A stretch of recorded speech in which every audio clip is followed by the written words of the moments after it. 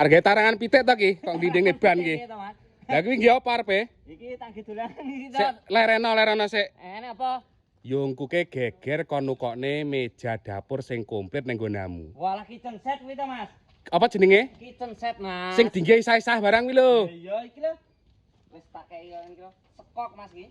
Wah, enek sekoke barang. Heeh. Iki kuwi kocane.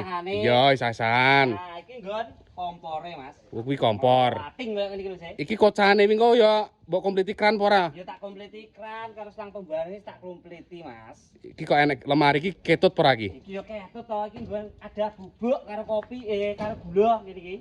Nah, Iki bahane apa to kok rupane putih berih kok ngene iki? iki bahane ACV, Mas. ACV. Iya, Oh. motifnya marmer. Heeh. Gek jaluke ruwen ora lho yungkuke. Sing enek bane ben iso. Heeh. Heeh. Lah iki wis lengkap sak bane to, Mas. Garek geser ngono ati.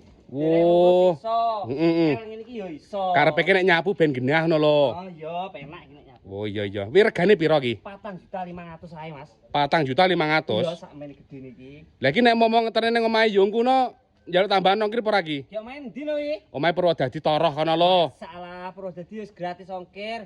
Kuwi ora Purwodadi tok. Nang ndi? Jawa Timur, Jawa Tengah, Madura, Jogja ya wis gratis ongkire, Mas. Lah bayare piye? Bayare cot, Mas.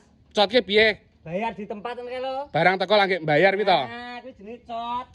Iki mau pengen kanca-kancane pengen tuku ning nggonamu. Heeh. Carane piye? View profil ngisore wis lengkap garek ngetuli, Mas. Oh iya iya. Terhubung langsung. Heeh, ya wis tak sepile nekno.